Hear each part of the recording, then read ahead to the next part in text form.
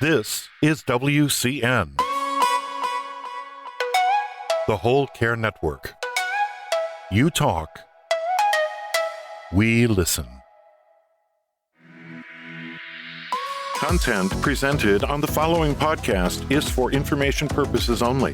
Views and opinions expressed during this podcast are solely those of the individuals involved and do not necessarily represent views of the Whole Care Network. Always consult your physician for medical and fitness advice, and always consult your attorney for legal advice. And thank you for listening to the Whole Care Network.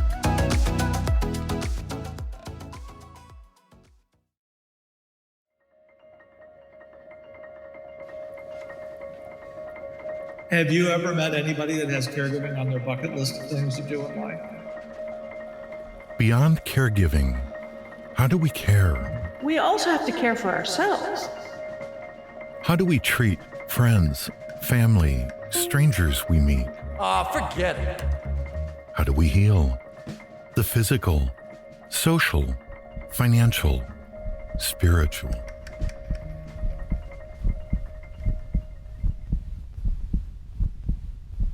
Hello.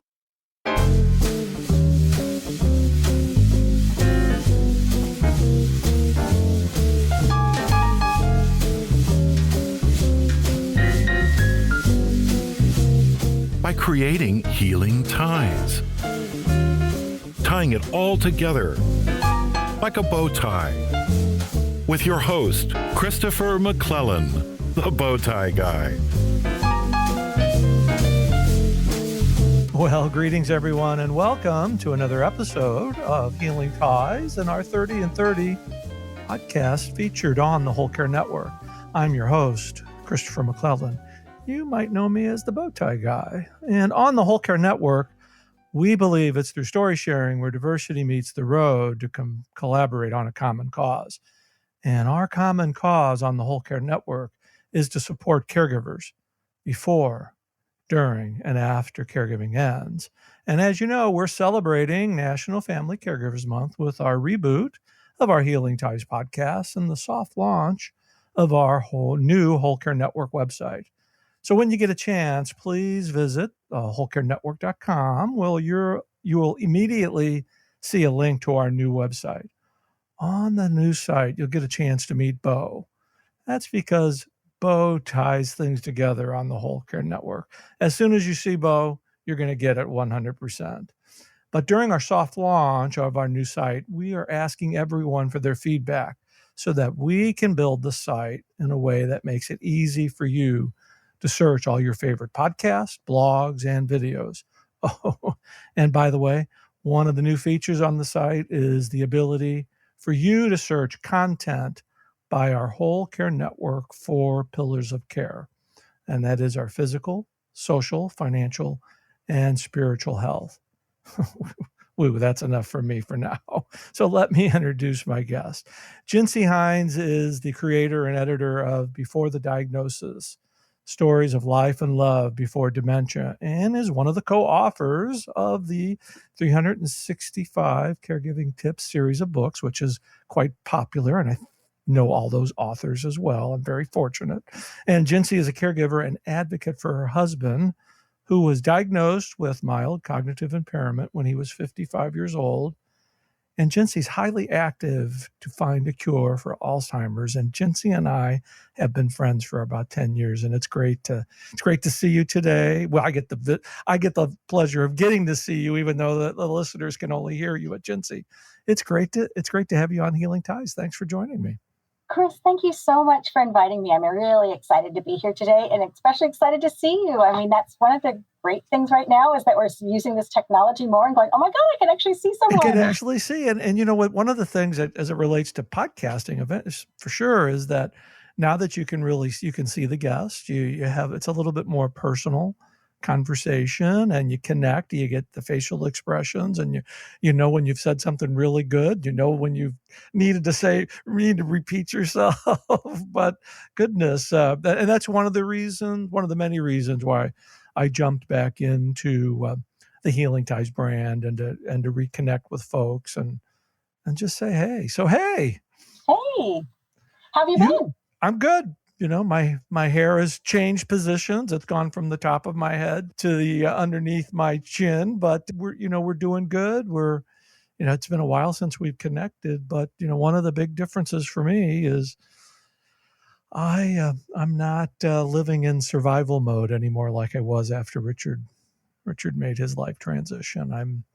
I'm feeling really good, and it's because of support from people like yourself who really has kind of helped me along the path of after caregiving. So it's why it was another one of the many reasons why it's to have you on, why it was important to have you on the show today. Well, thank you. Yeah, there's nothing like the connection that caregivers have, because people who have never been a caregiver, while they're your friends or your family and they're supportive and loving, they've never been in the trenches of it and they don't quite get it sometimes. And that was one of the things that I wanted to talk to you about today, because goodness, we met over 10 years ago, and you're very familiar with my story as I'm familiar with yours, and it's those stories that connect us. And even if we don't talk in person for a while, we can pick up right where we left off, because it's that extended family of caregivers that we're so happy to be a part of. Oh, yeah, that is completely true. Because, it's like knowing a person when they're a caregiver is knowing a very intimate part of their lives, for lack of a better description. Right. Because, they're going through so much, the good, the bad, bearing their soul at times. And, it's mostly a caregiver. Like when you're not a caregiver, you're not willing to say, oh my God, I said this horrible thing to my spouse, or I did this terrible thing today. And right. Then you're a caregiver, you're like, oh, just add it to the list. Whereas there's no perfect that you could present as a caregiver. It's just kind of like hey, I'm human. That's right. Our caregiving capes are limited. We just don't realize that while we're in the middle of caregiving. Absolutely not. No, that's true.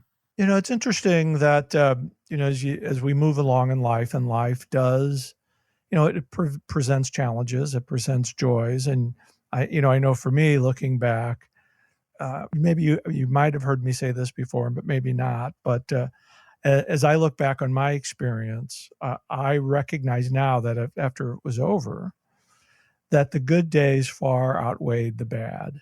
It was just the bad days were just so intense while you're in the middle of it. Oh, that is so true. I can say the same. I have way more good days than bad. But like you say, when you're in the bad day, it seems all encompassing and all consuming. Whereas the good days, there are so many more of them. I don't want to say you take them for granted, but they're not like hey, it's a good day. It's just kind of like, it's not a bad day. You're not doing the little dance. And I'm going to celebrate that good day, because in a moment's notice, that good day could change. Right. Thankfully, though, no one's walking around like throwing glitter in front of you on a good day, because that'd be a mess to clean up. If I had glitter on this bald head, I'd really, no telling what would happen. But goodness. But, one of the other things that I wanted to talk to you about today, I've got a whole list of things. This is just not, but you're just appearing all over the internet with these really timely COVID tips. I really, please talk about that, because they are terrific. Oh, thank you. Well, let's see. Back in March, the old days in March when we can go places. My husband and I had gone someplace. We'd actually driven out to Arizona because it was our son's spring break. He attends the Sandra Day O'Connor College of Law at Arizona State University. Proud mom moment there. Mm-hmm. Yeah, hard to believe he's that age already, isn't it? He's going to graduate in May. Yeah.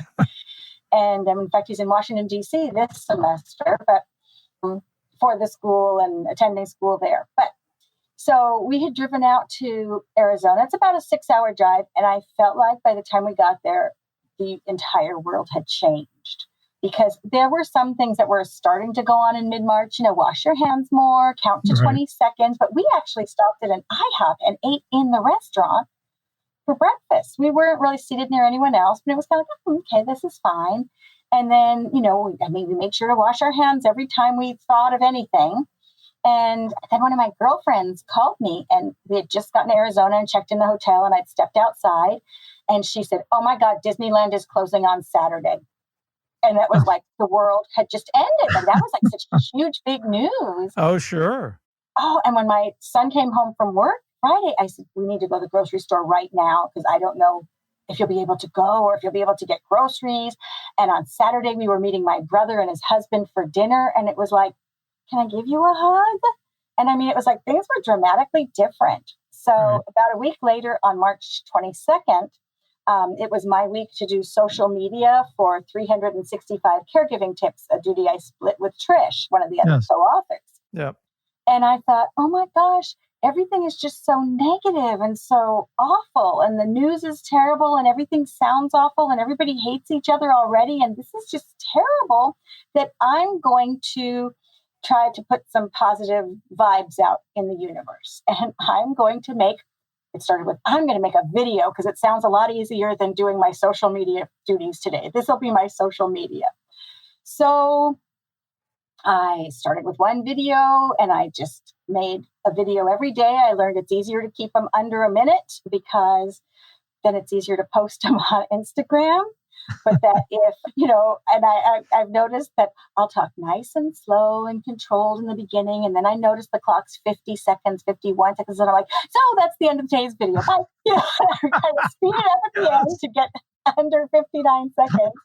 But last week on Friday was video 216. I haven't missed a day. And I've probably repeated similar topics because sometimes I feel like, okay, you guys, we still need to hear this, That's right. So negative and stop complaining all the time. I mean, yes, we're all sad. We're all grieving things we've lost, but good God, can't you talk about something else, But I try not to be too preachy. I do not present myself in a, wow, look at me, I'm awesome. I mean, today I actually have on boots instead of tennis shoes, and I feel really dressed up with a scarf and an actual blouse instead of a t-shirt. But I have done these videos in no makeup, some makeup, normal makeup, like if you were going to look good, but that's rare. My hair is done. My hair is not done. Some mornings I haven't taken a shower, so I kind of quick do a, okay, yeah, I got short hair. Once or twice I have added a hat and gone, oh, I'm going out in the yard. No, I'm not. I haven't taken a shower and done my hair. But, so, it's totally just. It's off the cuff. It's real. It's what life is. And that's why people are connecting to this. Oh, thanks. Yeah, they're just like, hey, this is what it is. This is what it is. I stay out of politics except to say if you don't vote, you don't get to complain because that was the rule I was brought up with. Amen to that. So don't you dare start complaining and then tell me I didn't vote because I didn't like either one of them. Then shut up. Sorry. No talking in that case. Amen to that. But, I try not to get into the politics or the controversial. Is it just wear the stupid mask? Just wash your hands. Just wash your hands. It's like when we were kids. What did our parents tell us when we were kids? Brush your teeth and wash your hands. Mm-hmm. I mean, it's not much of a different message than what it was when we were kids. It's just like, don't breathe down someone's neck. Don't breathe. That's. Oh goodness! You should remind me how much I was looking forward to this today. My goodness! But I also want because I also want to ask you about the work that you're doing with the Alzheimer's Association. You are just when we met over 10 years ago. I mean, we were all just kind of getting started in this, and then to see where it's gone and where all of our mutual friends have gone with their advocacy. I mean, you're right up at the top with what you're doing with the Alzheimer's Association. Yeah, well, out here in Southern California, I'm actually doing a lot of volunteer work with Alzheimer's Orange County. So kind of a different branch, but same overall objective is helping the caregivers and someday finding a cure. And so I've been really involved with them. Their CEO is very kind to actually reply to the emails I send where I start out by saying, I feel like a Judy Garland, Mickey Rooney movie is where they were like, let's put on a play. I'm like, I have an idea. And so we've been working on one of my ideas. It was actually from a year ago or a year and a half ago now, but it was like, you know what? We need to have a conference for caregivers. So they put me in touch with someone there who was like, well, why? And I was like, well, because when I worked in the old days, because when my son was born 24 years ago, I became a stay-at-home mom. But before that, I had been a professional. I have an MBA. I did stuff. in office stuff, I always tell people, financial office stuff, nothing exciting. And so you'd go to a conference for work and it was exciting. You'd meet other people who did your kind of boring, weird financial office stuff. You'd talk to them. You'd go, oh, rah, rah, this is exciting. I'm all jazzed to go back to work. But there was nothing like that for caregivers. And I think caregivers need that pumping up, that, come on, we're all. That's right, that encouragement. We're not in the same boat, but I look at it like we're not in the same boat, but we're in the same ocean in our boats. And we can still, hi, I see you, Chris. No, Chris, jumping overboard is not acceptable not today. Jumping is there not are acceptable. Sharks in the water. Let me paddle closer and help you. And that's what I feel like caregiving is. So. Right. And we have the ability to recognize when a caregiver is going to jump over the boat. Yes. And it's never into calm water. It's never, the water's never warmer on the other side. I just came off that at the top of my head.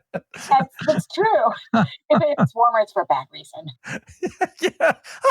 Yes, it is. And we've been through that before too in our caregiving. Yes, we have. So we started working on planning a conference, an in-person conference. And I expanded, my team from me I dragged in a couple other people. Hey, don't you want to help on this? This will be so fun. And people say, well, what do you want to do? I'm going to be like, I just want it to be encouraging. I want it to be a positive thing. I want people to walk out of there feeling like, gosh, I can do this. I'm really an awesome person. And this is great. Because as you know, Chris, in your normal caregiving experience, you don't normally get to feel like on a daily basis, I can do this. This is awesome. And I am fabulous. Right. And right. I mean, truly, we have those moments, but they're not all the time. They're not all the time. So, no. So the conference was originally scheduled for April of 2020 and then June of 2020 and then August or September of 2020. So now we're looking at, and after the April, we did hope for the fall was still going to be actual. Well, we're now just cutting down the chase. It's going to be virtual and it's going to be in February. February is a good month because it's my birthday. Oh, well, that's why we're doing it then. I might have to come out. Yes, yes, Mm-hmm. So, the goodie bags aren't going to happen, but that's okay. I mean, we have them. Someday we'll give them out. But, we're just moving right ahead. We have our speakers. You kind of change from a morning thing and who's supplying food to BYO snack. And we're going to just cram it all in that an hour and a half to 2 hours and have like 3 speakers. And it's like, hey, here you go. And if we can leave you feeling better about things, I will feel really good. But I'm excited because it's still moving forward. Well, wonderful. If you ever need a speaker, there's somebody here in Florida that'd be happy to. I do. That's awesome to know. Yeah. So, Gincy, let's take our break here. And then when I come back, I'm going to ask you to reveal a fun fact about yourself that you'd like to tell our listeners and something I probably don't know about you. How does that sound? That sounds great. Okay. You're listening to Healing Ties on the Whole Care Network. We'll be right back.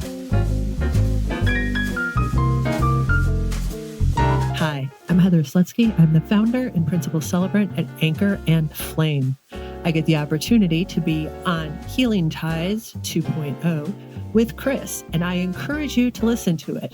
Let's talk about all of the moments that we care about in our life and how we celebrate them. Have a great day.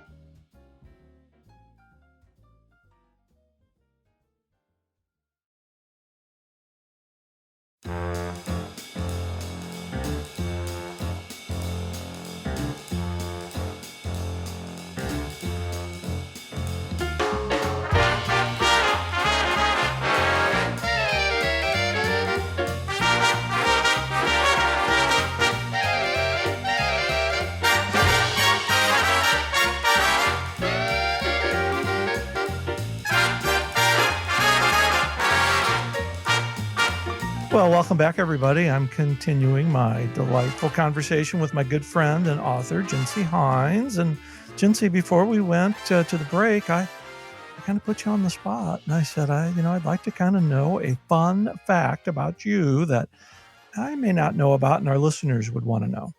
All righty. Then I am going to tell you probably what I consider the most interesting thing about me is I went on a an Earthwatch trip on a nautical archaeology expedition to Picton, New Zealand after I got my master's degree.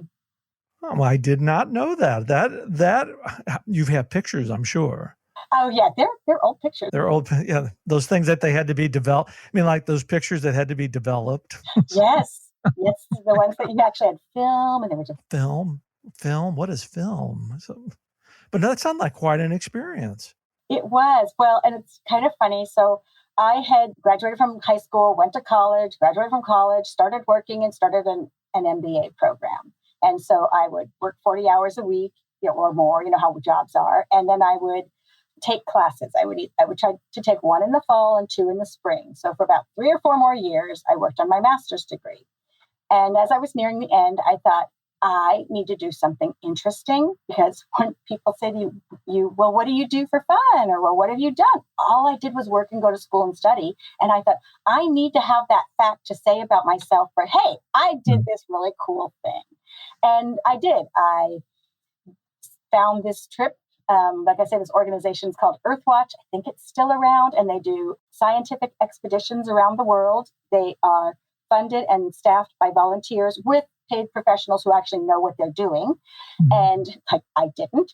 And so you pay for your trip, you pay for your airfare to New Zealand. I went there for 3 weeks. I am actually still in touch with the only other woman who was on the trip. She was wonderful. a district attorney in this little town of Kotzebue, Alaska. And it was unlike anything I've ever done before or since. Well, hopefully you'll get a chance to do something like that again.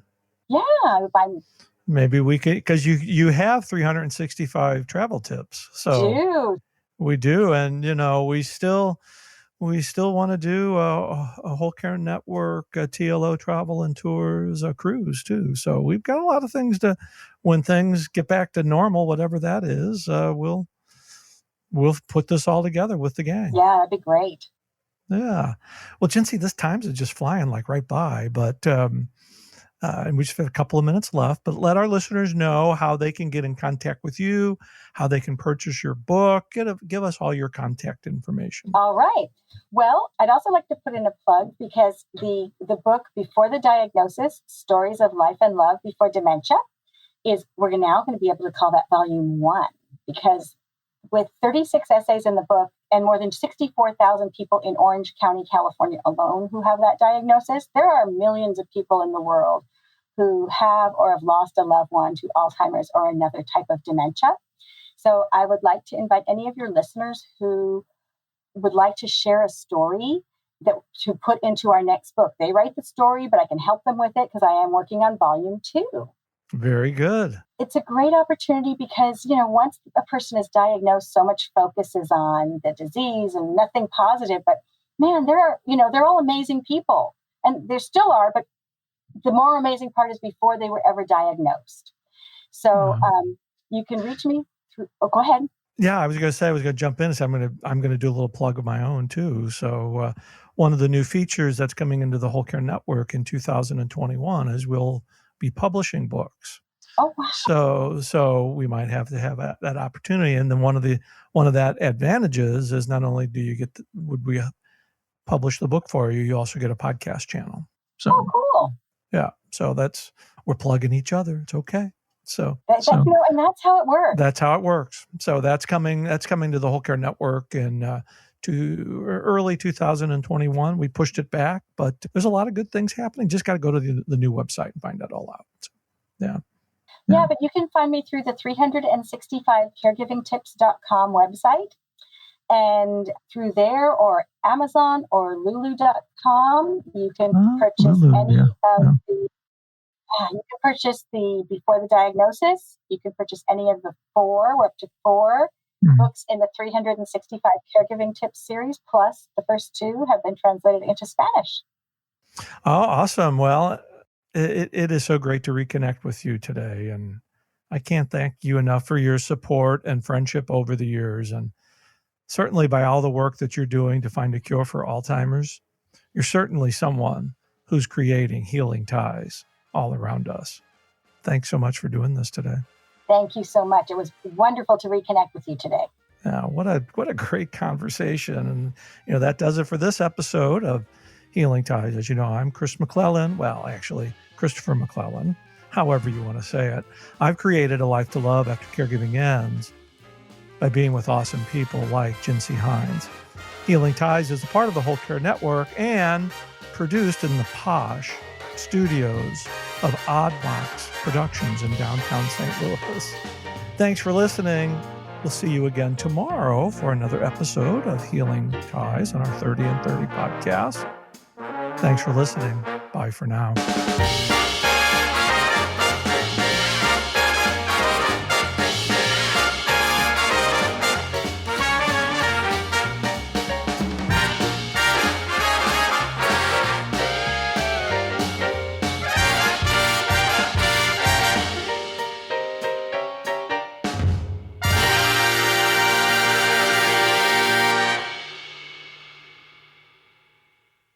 Ciao. This is WCN, the Whole Care Network. You talk, we listen.